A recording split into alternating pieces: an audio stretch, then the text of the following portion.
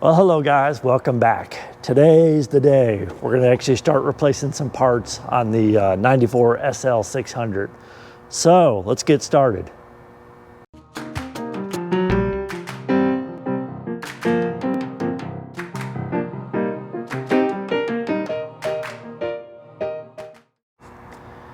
Okay, so we're gonna remove the power steering tandem pump on this car today. This pump does both the power steering and the ADS suspension, which is the automatic level suspension with the hydraulic fluid in it. I have my Star Diagnostics computer set up, and I'm gonna sort of follow along with their sort of factory step-by-step. It always gets pretty convoluted and a lot of special tools and that kind of stuff. So I'm gonna make this kind of my own trip, but I'll use that as a guide and we'll kind of see how it goes. So my estimate for this was that it would be about 4 hours, I think, on my other video to get this done. It's about 11 o'clock here in Nashville. Hopefully we can get this done in 4 hours. There's a lot of parts that have to come out just to get to the power steering pump. I imagine it'll be quite a bit of a hassle to get to some of the lines, but let's get started. First thing we do to try to minimize the mess is take some of the old fluid out of the reservoir, and that'll just be less that can spill around on the ground. So I got my little transfer pump set up here. Let's get some of this out. And we'll just pump away until we get some bubbles going through there, and we're not gonna get all of it out, but it'll be less that's on the floor than what we do get out, because I'm sure this will be messy. This is nasty fluid. Who knows if it's ever been changed in this car. You'll see when we put the new fluid in, it's almost clear.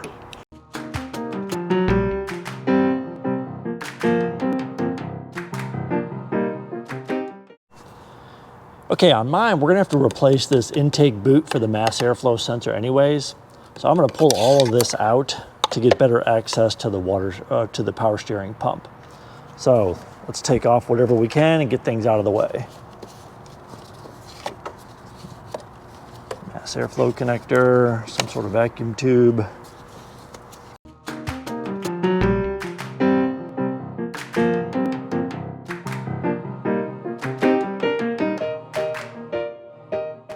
Temperature sensor, probably.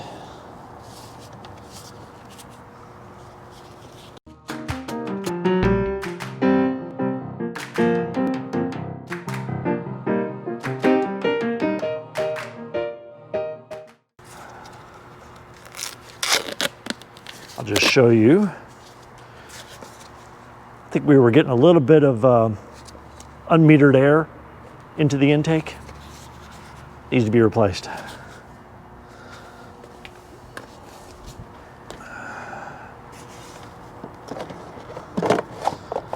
That's pretty easy. Okay.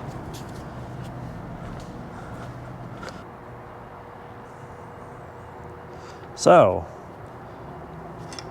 this is the pump we have to replace. Not sure if this hose has to come out or not. Probably the fan shroud, so let's do some more. Okay, so I think we probably do need to get this top radiator hose out of the way.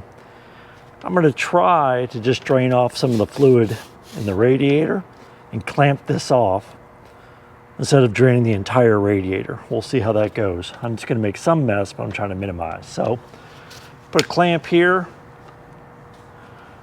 open up your radiator fill so it's got some air to come in, and then down below here, let's see if I can get in there.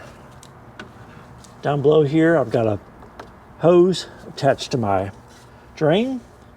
We'll turn that red valve and hopefully some fluid will come out. There we go.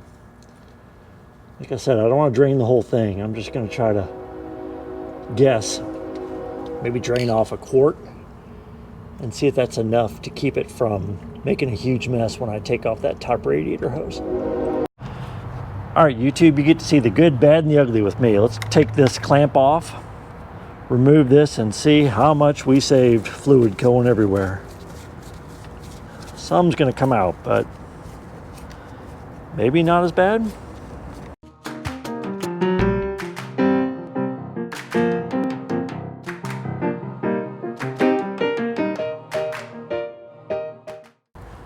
looky there.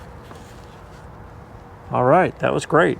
Hopefully what we did helped, and it wasn't just going to be that way, but I think definitely it did. So we'll just bungee this back out of the way. Right there.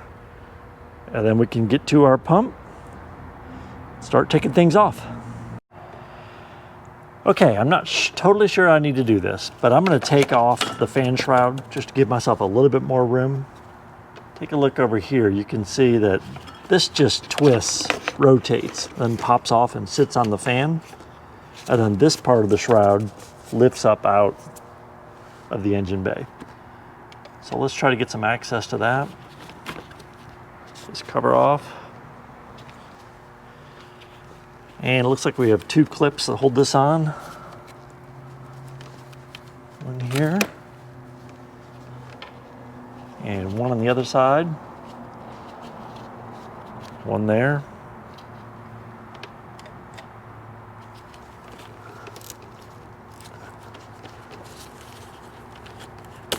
And does that fan shroud then come out of there?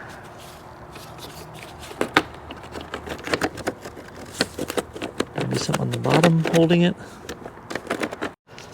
Okay, we got the fan shroud almost out.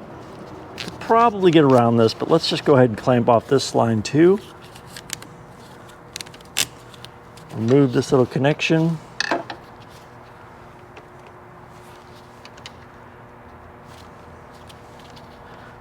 Don't break our extremely brittle plastic on our radiator fill.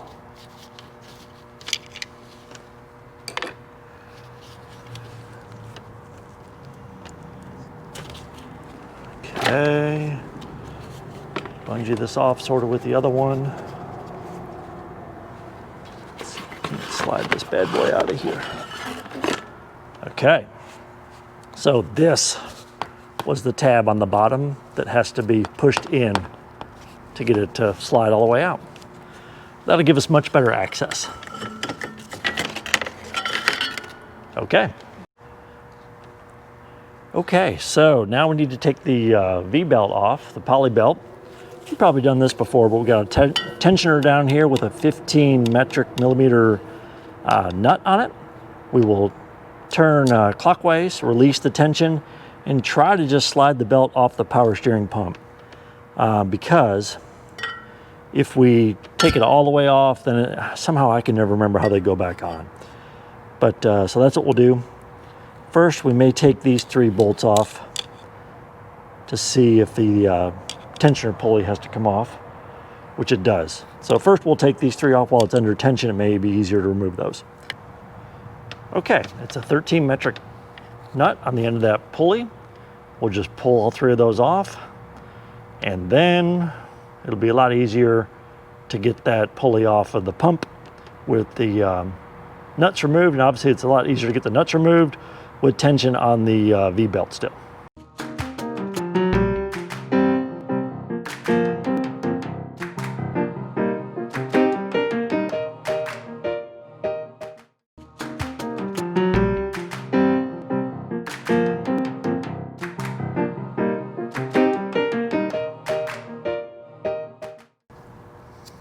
Okay, we'll leave that one on just so the pulley doesn't come off while we're taking the belt off. And let's go ahead and remove that belt. All right, let's remove the tension on the belt, and we'll slide it off this pulley. There we go. Try to leave it on all the other ones. I don't know why I have such a hard time remembering how those go. And we can take that last bolt out.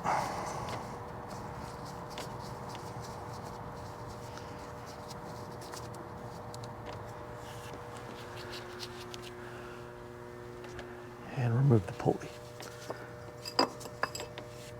Okay, awesome. All right, probably time to start taking some lines off. This is where it gets messy.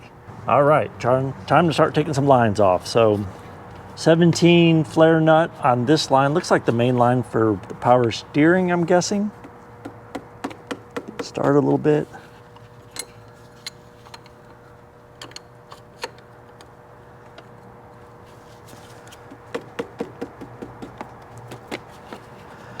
definitely going to make a mess with this. I have one of these white pads down here trying to minimize it, but I don't think there's any way to avoid making a mess here. So far, this is a lot easier access than the SL500 2003 I did on the other video. Hard to imagine. Bigger engine, older technology, so would be easier, but we'll see. Okay, not too bad of a mess so far. I don't see an O-ring or any copper washers there that are going to fall out of the way. Looks like there's fluid definitely draining out of the pump. That's okay, we're going to make a mess. Okay, now I want to take these two flexible lines off of the pump. Rather than fight and argue with them on the pump there, where they are, see if I can point them out to you. These are the two lines I want to take off. Rather than try to get to these screws here, looks like access is much easier.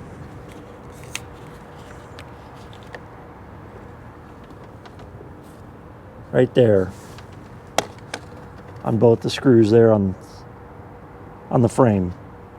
So we're going to take both those off. Phillips head screws, and actually those hoses look pretty bad anyways, so we probably will try to use some of the hose I have around the shop to replace those. See you in a bit.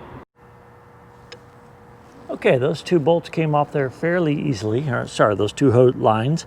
They did make sort of a mess, but loosen up the Phillips head, they pop right off. Make sure you got it all the way loose. The next step will be to take this banjo bolt off. It's an 18 millimeter, so we'll pop that loose, and some more oil, hydraulic fluid will spill out, and we'll pick it up from there. It's this banjo bolt right there. Okay, the banjo bolt came off pretty easy, but there is a copper washer behind the connection that you're going to have to get out of there. You don't want to lose that because you'll have a whole new leak when you get done if you do. Get yourself a little pick and just try to fish it out of there.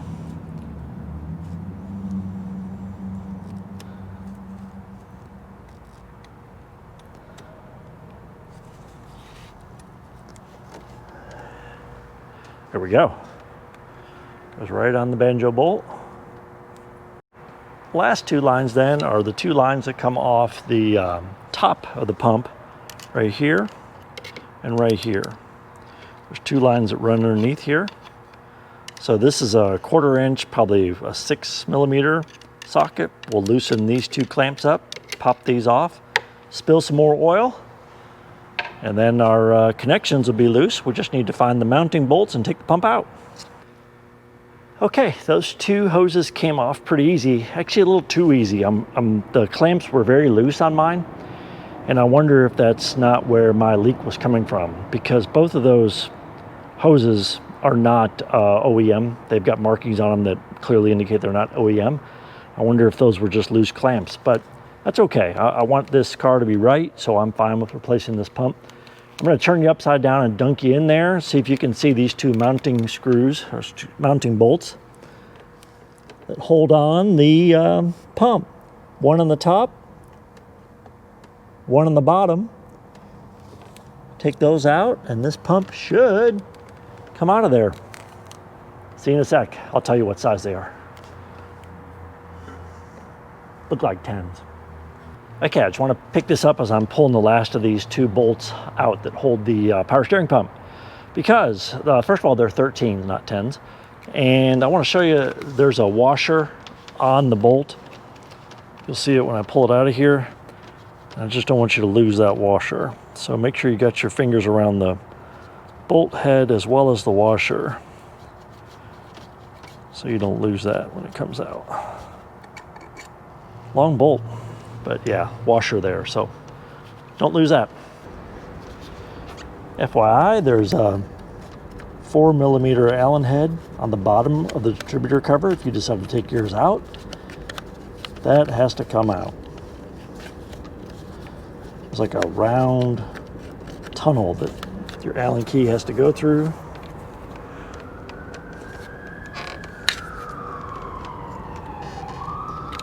And I can't imagine the horror it's going to be to get this bolt back in there.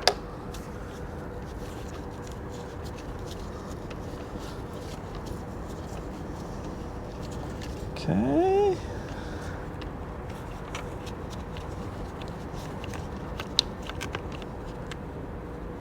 And the distributor should have to come off.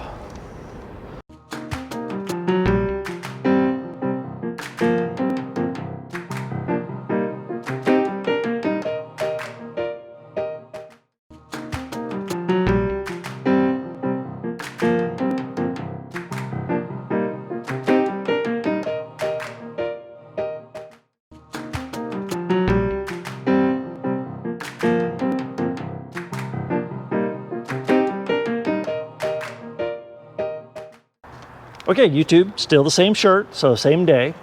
This is actually about 2 hours in, maybe 2 hours and 10 minutes in, and we're about ready to pull this pump out of here. But here we are. See if I can set this up here. Just pull the coil lead off of the center of the distributor cap. Get it out of your way. I've got it bungeed over there with everything else. See if I can prop this camera up.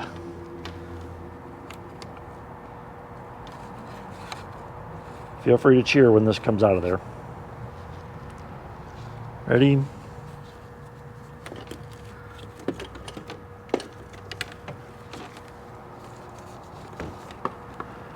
Alrighty then. Very awesome. All right, so this is our, let's do it this way. Old pump, new pump. Everything matches up. Looks like it's going to snap right on there. Various warning labels in place. So all in all, that wasn't too bad. Actually, if I had to rate that versus the one that I did for the R230, the 03 SL500 ABC pump, I'd say this was easier, especially if I would have taken that distributor cap out of the way first. So install is going to be basically in reverse, but definitely catch up with me when I bleed this system, because I think there's various warnings we have to worry about with bleeding the system to make sure the new pump maintains its warranty. Alrighty then, the pump's out, it's on the ground, everything is ready to be reassembled, but I'm not going to be able to finish this today. One shirt, still one shirt. It's not my fault. I'm going to use the oldest mechanic excuse in the world. I'm going to be waiting on parts, because check out this hose. I'm sure this is probably where my power steering leak was coming from on this part. Right here. All right, what do you think? See that hose just expanding when you roll it over? I'm sure it was weeping out of there under any kind of pressure, especially the pressure that the power steering and or ADS system would be under. So I'm gonna have to get that hose. I don't trust myself to make that one. It just has too many curves in it, and I think it would kink or whatever, so oil leaking out. I will track down that hose. I'll include a part number for that hose in case you need it too in this video, but I'll pick it up from there with a different shirt on. Alrighty, so with my day job taken away from a little bit, and you know, just basic running around, I escaped and went fishing for a couple days. We're back here at the car cave, and we are going to get this ADS pump reinstalled on the Mercedes. We're going to install the valve block. We have the 4 hydrogen spheres already installed, and hopefully we can get this thing fired up today and at least get some idea of where our suspension is. So let's get started. Okie dokie, we have our new fancy lines on that we waited forever to get delivered, and we're going to try to finagle this pump back into its hole, and it goes like this. Make sure you transfer this bracket off of your old pump onto your new rebuilt pump if yours didn't come with it. You're going to need that.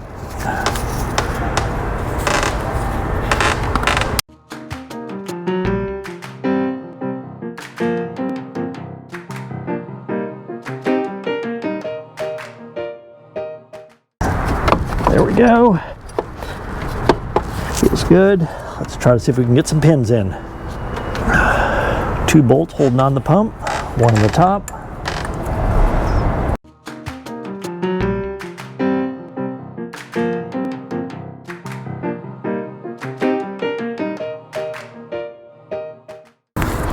Bottom one.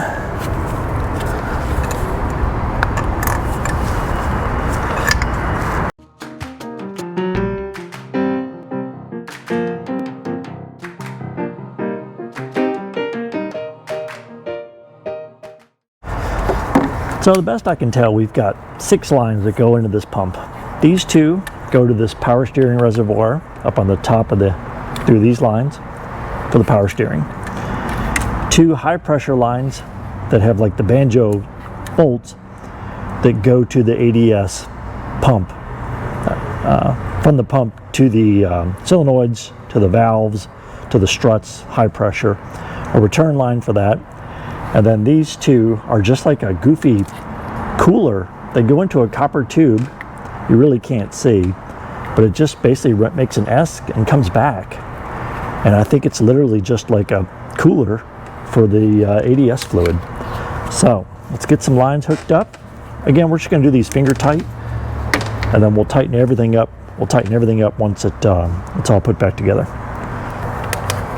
All right. So let's put these, well, I think are the cooler lines on. This one goes here, and this one goes right there.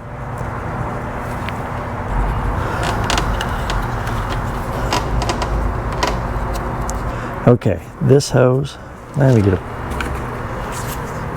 this hose goes on this line right here. Okay, I've got these pliers that I use for pulling off spark plug boots, but they also work for putting on hoses.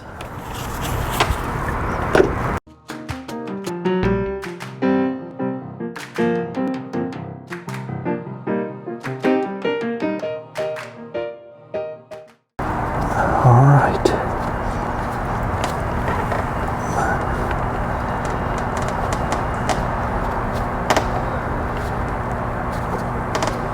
Clamps all seem lined up. Let's see if we can get these other lines on. Okay, let's try to get this banjo bolt back on. It's extremely important. You got 2 copper washers, one on the bolt itself, and then it passes through the fitting. The other copper washer goes on, and then it screws into the pump. Very important. Both those washers are in there, and they're clean and in good shape. Let's see if you can see this a little better from this side, maybe.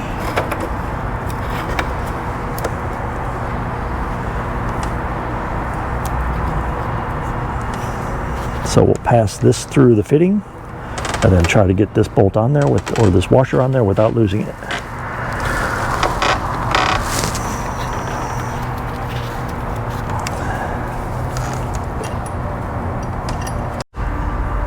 What could go wrong, right? Let's give it a whirl.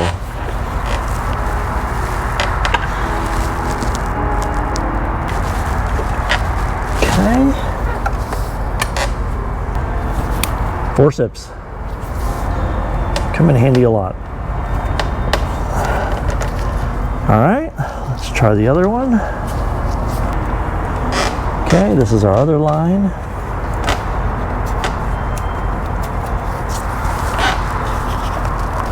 Let's just clean those threads up a little bit.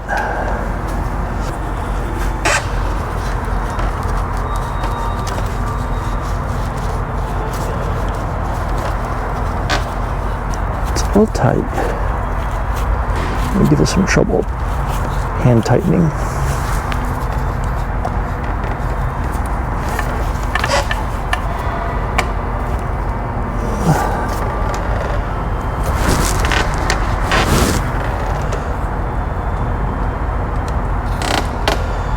Okay, we'll need a wrench for that one.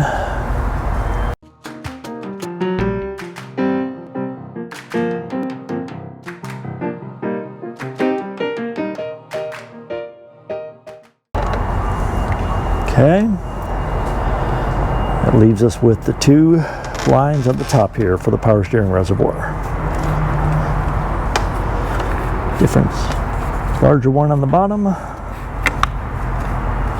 These look like they've blown before. These do not look like OEM Mercedes parts, but they seem to be in good shape. 2.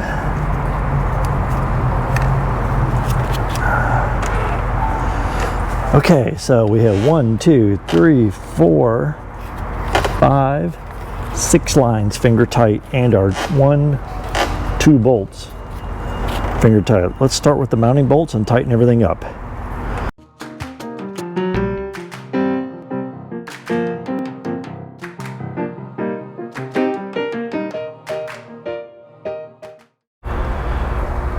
Okay, so all the lines are hooked back up. They're torqued to the correct specs. All that's left to do now is just kind of put things back together. We need to put the distributor cap back on, obviously, hook up the coolant lines we disconnected, fill the radiator back up with what we drained out, and put the fan shroud back on. So I'll do all that in sort of a time lapse, and then we'll touch base when it's time for some bleeding. Here we go.